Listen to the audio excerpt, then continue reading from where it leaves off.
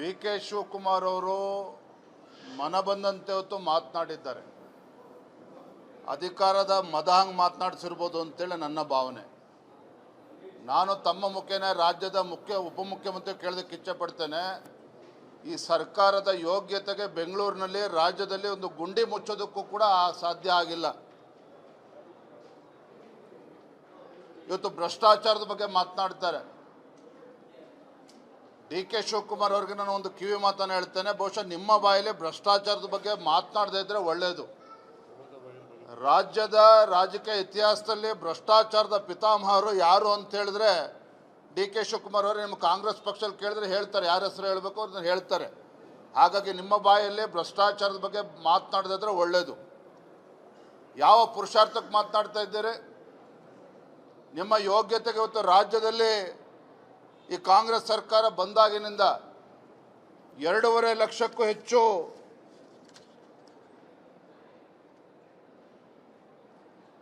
ಹುದ್ದೆಗಳು ಹಾಗೆ ಉಳ್ಕೊಂಡಿದ್ದಾವೆ. ಸರ್ಕಾರಿ ಇಲಾಖೆಗಳಲ್ಲಿ ಇವತ್ತು ಹುದ್ದೆ ನೇಮಕಾತಿ ಮಾಡೋದಕ್ಕೆ ಸಾಧ್ಯ ಆಗಿಲ್ಲ. ನಿಮ್ಮ ಸರ್ಕಾರ ಸರಿಯಾದ ಕ್ರಮವನ್ನು ಕೈಗೊಳ್ಳದಿರ್ತಕ್ಕಂಥ ಪರಿಣಾಮವಾಗಿ ನೋಡಿ, ಇವತ್ತು ದಾವಣಗೆರೆ ಜಗಳೂರಿನ ತಾಲೂಕು ಅಂಜಿನಪ್ಪ ಇವತ್ತು ಒಬ್ಬ ನಿರುದ್ಯೋಗ ಯುವಕ ಆತ್ಮಹತ್ಯೆ ಮಾಡಿಕೊಂಡಿದ್ದಾನೆ. ಕಾರಣ ಏನು? ಈ ಸರ್ಕಾರ ಬಂದಾಗಿನಿಂದ ಇವತ್ತು ಖಾಲಿ ಹುದ್ದೆಯನ್ನು ಭರ್ತಿ ಮಾಡ್ತೇವೆ ಅಂತ ಹೇಳಿಕೊಂಡು ಖಜಾನೆಯಲ್ಲಿ ದುಡ್ಡಿಲ್ಲ ಅಂಥೇಳಿ ಒಳ ಮೀಸಲಾತಿ ನೆಪವನ್ನು ಮಾಡಿಕೊಂಡು ಇವತ್ತು ಹುದ್ದೆನ ಭರ್ತಿ ಮಾಡೋದಕ್ಕೆ ಸಾಧ್ಯ ಆಗ್ತಾ ಇಲ್ಲ. ನಿಮಗೆ ಖಜಾನೆ ಖಾಲಿ ಆಗಿದೆ ಅಂತ ಹೇಳಿದ್ರೆ ಸಿಟ್ಟು ಬರ್ತದೆ ನಿಮಗೆ. ಇವತ್ತು ಮುಖ್ಯಮಂತ್ರಿಗಳ ತವರು ಜಿಲ್ಲೆ ಚೈತ್ರ ಬಿ,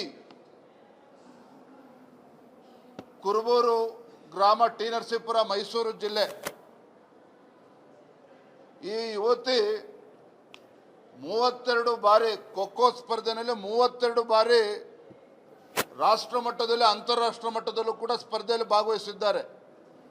ಇತ್ತೀಚೆಗೆ ಅಂತಾರಾಷ್ಟ್ರೀಯ ಮಟ್ಟದಲ್ಲೂ ಕೂಡ ದೇಶಕ್ಕೆ ಒಂದು ಒಳ್ಳೆಯ ಹೆಸರನ್ನು ತರುವಂಥ ಕೆಲಸ ಚೈತ್ರ ಬಿ ಮಾಡಿರುವಂಥದ್ದು. ಈ ನಾಚಿಕೆಗೇಡಿನ ಕಾಂಗ್ರೆಸ್ ಸರ್ಕಾರ ಮಾಡಿರೋದೇನು ಗೊತ್ತಾ? ಅಂಥ ಒಂದು ಪ್ರತಿಭೆ ಇರ್ತಕ್ಕಂಥ ಯುವತಿಗೆ ಅಕ್ಕಪಕ್ಕ ರಾಜ್ಯದವರು, ಆ ರಾಜ್ಯದ ಆ ಹೆಣ್ಮಕ್ಳು ಏನು ಖೋಖೋ ಸ್ಪರ್ಧೆಯಲ್ಲಿ ಭಾಗವಹಿಸಿದ್ರು ಅವ್ರಿಗೆ 1 ಕೋಟಿ 2 ಕೋಟಿ ಒಂದು ಪ್ರಶಸ್ತಿನ ಕೊಟ್ಟಿದ್ದಾರೆ. ಈ ಲಜ್ಜೆಗೆಟ್ಟ ಕಾಂಗ್ರೆಸ್ ಸರ್ಕಾರ ಕೇವಲ 5 ಲಕ್ಷ ಕೊಟ್ಟಿರುವಂಥದ್ದು.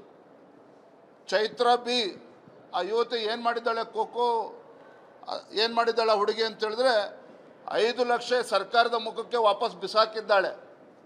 ಅಕ್ಕಪಕ್ಕ ರಾಜ್ಯಗಳಲ್ಲಿ 1 ಕೋಟಿ 2 ಕೋಟಿ ಕೊಟ್ಟಿದ್ದಾರೆ, ನೀವು 5 ಲಕ್ಷ ಕೊಟ್ಟು ನನಗೆ ಅಪಮಾನ ಮಾಡ್ತಾ ಇದ್ದೀರಿ ಅಂಥೇಳಿ ಇವತ್ತು ಚೈತ್ರ ಇವತ್ತು ಸರ್ಕಾರಕ್ಕೆ 5 ಲಕ್ಷನ ವಾಪಸ್ ಕೊಟ್ಟಿರ್ತಕ್ಕಂಥ ಘಟನೆನೂ ಕೂಡ ಇವತ್ತು ಆಗಿರುವಂಥದ್ದು.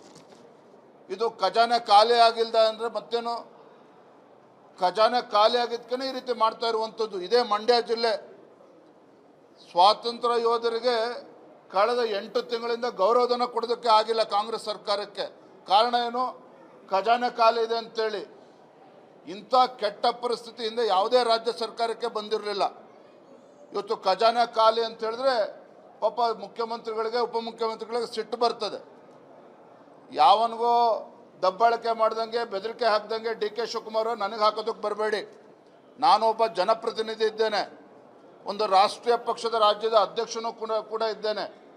ಯಡಿಯೂರಪ್ಪನವ್ರ ಮೇಲೆ ಯಾವ ರೀತಿ ರಾಜಕೀಯ ಷಡ್ಯಂತ್ರ ನಡೀತು, ಯಾವ ರೀತಿ ಯಡಿಯೂರಪ್ಪನವ್ರ ಮುಖ್ಯಮಂತ್ರಿ ಸ್ಥಾನದಿಂದ ಇಳಿಸಿದ್ರೆ ತಮ್ಮ ರಾಜಕೀಯ ಬೆಳೆ ಬೆಳೀತದೆ ಅಂತೇಳಿ ಯಾರ್ಯಾರು ಯಾವ ರೀತಿ ಷಡ್ಯಂತ್ರ ಮಾಡಿದ್ದಾರೆ ಬರೋ ದಿನಗಳನ್ನು ತಿಳಿಸ್ತೇನೆ. ಆದರೆ ಡಿ ಕೆ ಶಿವಕುಮಾರ್ ಅವರು ಒಂದು ಜವಾಬ್ದಾರಿ ಸ್ಥಾನದಲ್ಲಿ ನಿಂತ್ಕೊಂಡು ವಿರೋಧ ಪಕ್ಷದವರು ಎತ್ತಿರ್ತಕ್ಕಂಥ ಪ್ರಶ್ನೆಗೆ ಉತ್ತರ ಕೊಡ್ತಕ್ಕಂಥ ತಾಕತ್ತಿದ್ರೆ ಬಂದು ಸದನದಲ್ಲಿ ಮಾತನಾಡಲಿ.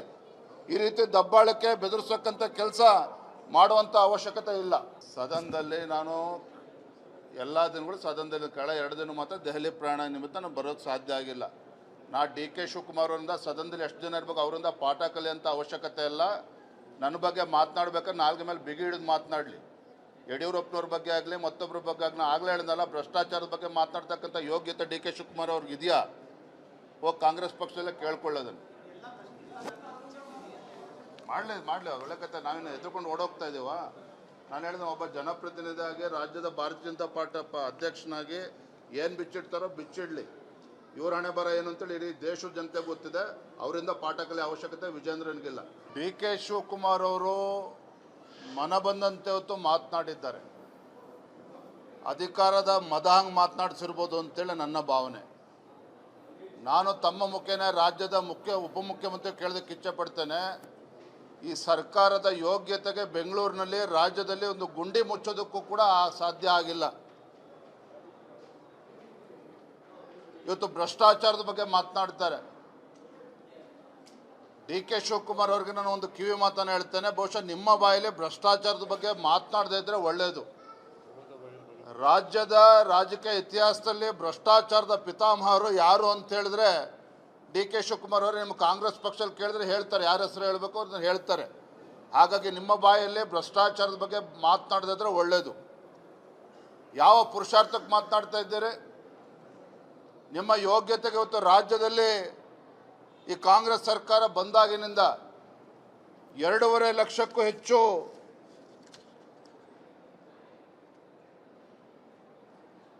ಹುದ್ದೆಗಳು ಹಾಗೆ ಉಳ್ಕೊಂಡಿದ್ದಾವೆ. ಸರ್ಕಾರಿ ಇಲಾಖೆಗಳಲ್ಲಿ ಇವತ್ತು ಹುದ್ದೆ ನೇಮಕಾತಿ ಮಾಡೋದಕ್ಕೆ ಸಾಧ್ಯ ಆಗಿಲ್ಲ. ನಿಮ್ಮ ಸರ್ಕಾರ ಸರಿಯಾದ ಕ್ರಮವನ್ನು ಕೈಗೊಳ್ಳದಿರ್ತಕ್ಕಂಥ ಪರಿಣಾಮವಾಗಿ ನೋಡಿ, ಇವತ್ತು ದಾವಣಗೆರೆ ಜಗಳೂರಿನ ತಾಲೂಕು ಅಂಜಿನಪ್ಪ ಇವತ್ತು ಒಬ್ಬ ನಿರುದ್ಯೋಗ ಯುವಕ ಆತ್ಮಹತ್ಯೆ ಮಾಡಿಕೊಂಡಿದ್ದಾನೆ. ಕಾರಣ ಏನು? ಈ ಸರ್ಕಾರ ಬಂದಾಗಿನಿಂದ ಇವತ್ತು ಖಾಲಿ ಹುದ್ದೆಯನ್ನು ಭರ್ತಿ ಮಾಡ್ತೇವೆ ಅಂತ ಹೇಳಿಕೊಂಡು ಖಜಾನೆಯಲ್ಲಿ ದುಡ್ಡಿಲ್ಲ ಅಂಥೇಳಿ ಒಳ ಮೀಸಲಾತಿ ನೆಪವನ್ನು ಮಾಡಿಕೊಂಡು ಇವತ್ತು ಹುದ್ದೆಯನ್ನು ಭರ್ತಿ ಮಾಡೋದಕ್ಕೆ ಸಾಧ್ಯ ಆಗ್ತಾ ಇಲ್ಲ. ನಿಮಗೆ ಖಜಾನೆ ಖಾಲಿ ಆಗಿದೆ ಅಂತ ಹೇಳಿದ್ರೆ ಸಿಟ್ಟು ಬರ್ತದೆ ನಿಮಗೆ. ಇವತ್ತು ಮುಖ್ಯಮಂತ್ರಿಗಳ ತವರು ಜಿಲ್ಲೆ ಚೈತ್ರ ಬಿ, ಕುರುಬೂರು ಗ್ರಾಮ, ಟಿ ನರಸೀಪುರ, ಮೈಸೂರು ಜಿಲ್ಲೆ. ಈ ಯುವತಿ 32 ಬಾರಿ ಖೋಖೋ ಸ್ಪರ್ಧೆಯಲ್ಲಿ 32 ಬಾರಿ ರಾಷ್ಟ್ರ ಮಟ್ಟದಲ್ಲಿ ಅಂತಾರಾಷ್ಟ್ರೀಯ ಮಟ್ಟದಲ್ಲೂ ಕೂಡ ಸ್ಪರ್ಧೆಯಲ್ಲಿ ಭಾಗವಹಿಸಿದ್ದಾರೆ. ಇತ್ತೀಚೆಗೆ ಅಂತಾರಾಷ್ಟ್ರೀಯ ಮಟ್ಟದಲ್ಲೂ ಕೂಡ ದೇಶಕ್ಕೆ ಒಂದು ಒಳ್ಳೆಯ ಹೆಸರನ್ನು ತರುವಂಥ ಕೆಲಸ ಚೈತ್ರ ಬಿ ಮಾಡಿರುವಂಥದ್ದು.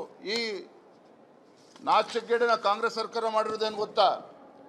ಅಂಥ ಒಂದು ಪ್ರತಿಭೆ ಇರ್ತಕ್ಕಂಥ ಯುವತಿಗೆ ಅಕ್ಕಪಕ್ಕ ರಾಜ್ಯದವರು ಆ ರಾಜ್ಯದ ಆ ಹೆಣ್ಮಕ್ಳು ಏನು ಖೋಖೋ ಸ್ಪರ್ಧೆಯಲ್ಲಿ ಭಾಗವಹಿಸಿದ್ರು ಅವ್ರಿಗೆ 1 ಕೋಟಿ 2 ಕೋಟಿ ಒಂದು ಪ್ರಶಸ್ತಿನ ಕೊಟ್ಟಿದ್ದಾರೆ. ಈ ಲಜ್ಜೆಗೆಟ್ಟ ಕಾಂಗ್ರೆಸ್ ಸರ್ಕಾರ ಕೇವಲ 5 ಲಕ್ಷ ಕೊಟ್ಟಿರುವಂಥದ್ದು. ಚೈತ್ರ ಬಿ ಆ ಯುವತಿ ಏನು ಮಾಡಿದ್ದಾಳೆ, ಖೋಖೋ ಏನು ಮಾಡಿದ್ದಾಳೆ ಹುಡುಗಿ ಅಂತ ಹೇಳಿದ್ರೆ 5 ಲಕ್ಷ ಸರ್ಕಾರದ ಮುಖಕ್ಕೆ ವಾಪಸ್ ಬಿಸಾಕಿದ್ದಾಳೆ. ಅಕ್ಕಪಕ್ಕ ರಾಜ್ಯಗಳಲ್ಲಿ 1 ಕೋಟಿ 2 ಕೋಟಿ ಕೊಟ್ಟಿದ್ದಾರೆ. ನೀವು 5 ಲಕ್ಷ ಕೊಟ್ಟು ನನಗೆ ಅಪಮಾನ ಮಾಡ್ತಾ ಇದ್ದೀರಿ ಅಂಥೇಳಿ ಇವತ್ತು ಚೈತ್ರ ಇವತ್ತು ಸರ್ಕಾರಕ್ಕೆ 5 ಲಕ್ಷನ ವಾಪಸ್ ಕೊಟ್ಟಿರ್ತಕ್ಕಂಥ ಘಟನೆನೂ ಕೂಡ ಇವತ್ತು ಆಗಿರುವಂಥದ್ದು. ಇದು ಖಜಾನೆ ಖಾಲಿ ಆಗಿಲ್ದ ಅಂದರೆ ಮತ್ತೇನು? ಖಜಾನೆ ಖಾಲಿ ಆಗಿದ್ದಕ್ಕೆ ಈ ರೀತಿ ಮಾಡ್ತಾ ಇರುವಂಥದ್ದು. ಇದೇ ಮಂಡ್ಯ ಜಿಲ್ಲೆ ಸ್ವಾತಂತ್ರ್ಯ ಯೋಧರಿಗೆ ಕಳೆದ 8 ತಿಂಗಳಿಂದ ಗೌರವಧನ ಕೊಡೋದಕ್ಕೆ ಆಗಿಲ್ಲ ಕಾಂಗ್ರೆಸ್ ಸರ್ಕಾರಕ್ಕೆ. ಕಾರಣ ಏನು? ಖಜಾನೆ ಖಾಲಿ ಇದೆ ಅಂತೇಳಿ. ಇಂಥ ಕೆಟ್ಟ ಪರಿಸ್ಥಿತಿಯಿಂದ ಯಾವುದೇ ರಾಜ್ಯ ಸರ್ಕಾರಕ್ಕೆ ಬಂದಿರಲಿಲ್ಲ. ಇವತ್ತು ಖಜಾನೆ ಖಾಲಿ ಅಂತ ಹೇಳಿದ್ರೆ ಪಾಪ ಮುಖ್ಯಮಂತ್ರಿಗಳಿಗೆ ಉಪಮುಖ್ಯಮಂತ್ರಿಗಳಿಗೆ ಸಿಟ್ಟು ಬರ್ತದೆ. ಯಾವನಿಗೋ ದಬ್ಬಾಳಿಕೆ ಮಾಡ್ದಂಗೆ ಬೆದರಿಕೆ ಹಾಕ್ದಂಗೆ ಡಿ ಕೆ ಶಿವಕುಮಾರ್ ನನಗೆ ಹಾಕೋದಕ್ಕೆ ಬರಬೇಡಿ.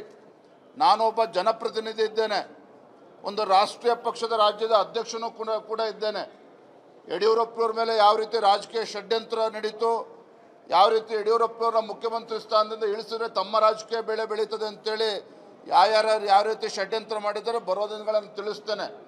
ಆದರೆ ಡಿ ಕೆ ಶಿವಕುಮಾರ್ ಅವರು ಒಂದು ಜವಾಬ್ದಾರಿ ಸ್ಥಾನದಲ್ಲಿ ನಿಂತ್ಕೊಂಡು ವಿರೋಧ ಪಕ್ಷದವರು ಎತ್ತಿರ್ತಕ್ಕಂಥ ಪ್ರಶ್ನೆಗೆ ಉತ್ತರ ಕೊಡ್ತಕ್ಕಂಥ ತಾಕತ್ತಿದ್ರೆ ಬಂದು ಸದನದಲ್ಲಿ ಮಾತನಾಡಲಿ. ಈ ರೀತಿ ದಬ್ಬಾಳಿಕೆ ಬೆದರಿಸತಕ್ಕಂಥ ಕೆಲಸ ಮಾಡುವಂಥ ಅವಶ್ಯಕತೆ ಇಲ್ಲ. ಸದನದಲ್ಲಿ ನಾನು ಎಲ್ಲ ದಿನಗಳು ಸದನದಲ್ಲಿ ಕಳೆದ 2 ದಿನ ಮಾತ್ರ ದೆಹಲಿ ಪ್ರಯಾಣ ನಿಮಿತ್ತ ನಾನು ಬರೋಕ್ಕೆ ಸಾಧ್ಯ ಆಗಿಲ್ಲ.